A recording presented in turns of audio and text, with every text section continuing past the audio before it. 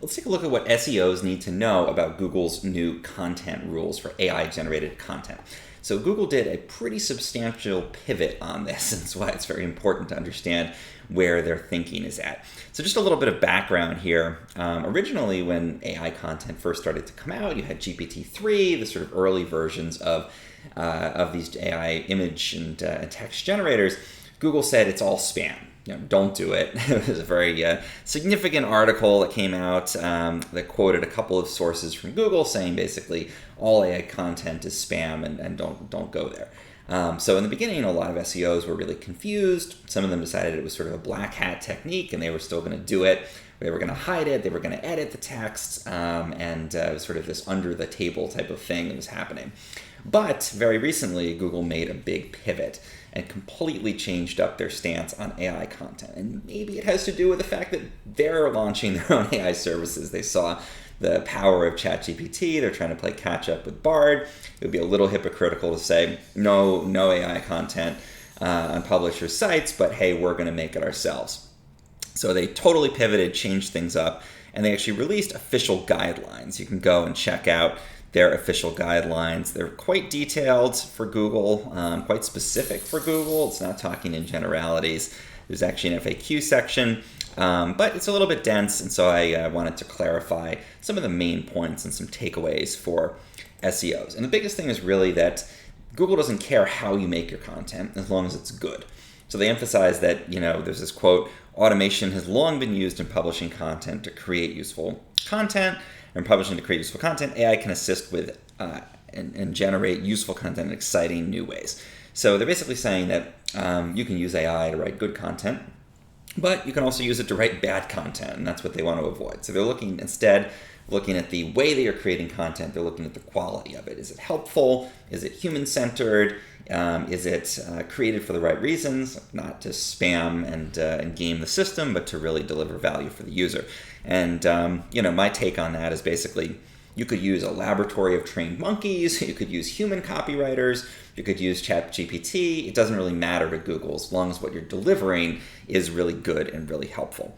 And so the best way to approach this, I think, is through the framework of EEAT, which is Google's kind of newer way of looking at content quality.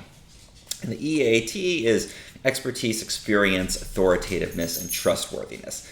So basically, who are you? Do you know what you're talking about? Have you vetted the information you're providing well? And do you have relevant experience that gives you sort of the right to talk about these things? So basically, bottom line so far here, the pivot, you can use AI content, totally fine. The content you create has to be high quality. I think the best way to achieve that is to take AI content and blend it with content that you create yourself for your own personal experiences, and again, to get that EEAT piece in. So my first actionable recommendation for SEOs with AI content is focus on EEAT, which is very hard to say. EAT, we'll just call it EAT.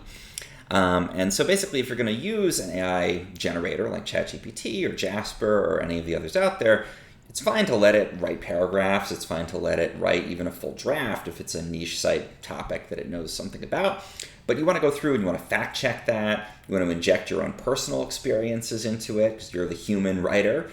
And you want to include as much expertise, maybe link out to expert sources like EDU domains, for example, or government domains. Really try to just back up and fact check everything in there because AI will make stuff up. And so you're sort of playing the role of curator or editor in this case, rather than just purely writing the content. Follow URLs too. It will cheerfully make up URLs if you're using ChatGPT that don't exist. Original photos or videos is a great way to add EEAT as well. So maybe you write an article about a place you visited, a travel blog post, using an AI writer, but you inject your own images and your own selfies of you actually there, and you fact check that everything it creates is accurate. That's still going to be a super useful article for the user, maybe even better than your own article if you're not the strongest writer. Maybe you're a better photographer than a writer, so that can be really helpful. Use it responsibly. Don't try to manipulate Google. That's the one thing they don't want. So don't create like 100,000 articles on a topic where you have no expertise or knowledge. Just publish them all with no checking. That's considered spam. That's still a no-no. Add an author byline. So this is really important. Google wants to know who's responsible for the content. And that doesn't necessarily mean who created it. So if ChatGPT creates the content and you're the one who checked it over, publish it under your byline because you are the human responsible for that content. And fundamentally, whether you hired a ghostwriter or you use ChatGPT, or again you just trained a bunch of monkeys and they wrote the article, or you wrote it yourself, Google really doesn't care as long as the person is taking responsibility for that, saying this is my article, I either wrote it, I fact-checked it, I'm the one who, the person, the human, living, breathing person, entity that is associated with this article. So that's where an author byline is really important. You can disclose AI content. Google says this in a very careful way, though, I think, which is interesting.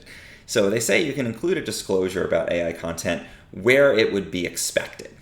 So they're not saying you always have to disclose that something was written or assisted by AI. They're sort of saying where maybe somebody could get confused, you ought to do this. So, if you use ChatGPT to write a couple sentences or even to write a blog post that you go in and edit and fact check and heavily, vet or improve or inject your own experience in EEAT into, you may not need a disclosure.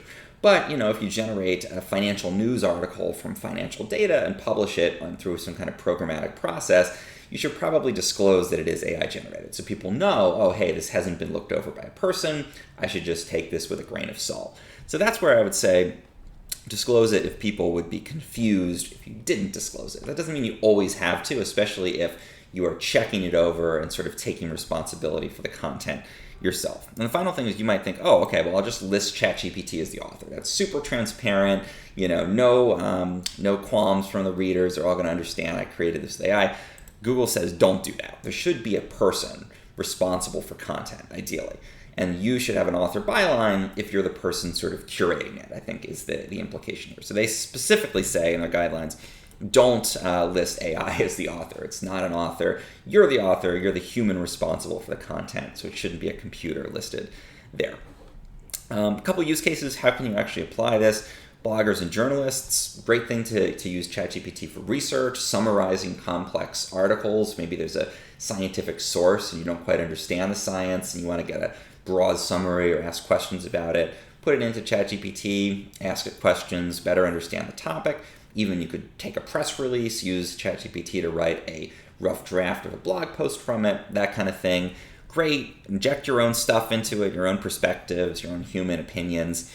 Check it all over, fact check it, and that's a great way to use it. You can disclose, you cannot, depending on the context. E-commerce businesses, this is a great use case. Improve your product descriptions, write 10 different ads or product descriptions and A/B test them. These are great things to use it for. You probably don't need a disclosure in that case because it's just sort of short form. Same deal with social media. I found that ChatGPT is great at writing really engaging social posts from blogs and that kind of thing. Again, you probably don't need to disclose it was AI written as long as you're responsible in checking it over and you make sure there's no sort of misinformation. The only thing I would say is make sure, especially when you're advertising a product, that you don't run afoul of false advertising laws. So AI can be very enthusiastic and it can say this is the best product and has the best features. That needs to be backed up by reality. So if you create a decent but not great product and you run it through ChatGPT and it says this is the best in the field and it's won awards and all that kind of stuff, and you publish that, that's not true. So you got to fact check it and make sure, just as a journalist would fact check an article, in this case, that you're not running afoul of any false advertising laws, making false claims, unreasonable claims, because AI will do that if you just let it loose on its own. It tends to get very enthusiastic about stuff. And finally, YouTubers, I found this is great. You can easily have ChatGPT write a script. It can come up with video ideas from your previous videos and that kind of thing. And that's a great use for the system as well. So bottom line, big pivot from Google, going from spam, all AI is spam, to use it. It's great. There's a history to automatically generated content, but you have to fact check it. You have to look it over. You have to include the EEAT in there. if they're going to accept it. They don't care how you make it. You can make it through any process as long as it's helpful. It's reader-centered, not intended to game the system. There's a person responsible for it, ideally, and you've sort of looked it over and put in your own perspectives. So that's a huge pivot. It's very helpful for SEOs. Those are the things to keep in mind, and I've verified for myself, if you follow those things, your AI content will rank, and it can actually rank extremely well because you can write more of it, you can write it faster, and in some cases, the AI will actually write better than you will, or in a more SEO-friendly way. So check it out, follow those guidelines, and make sure that you're following those, and you can certainly rank your AI content on Google.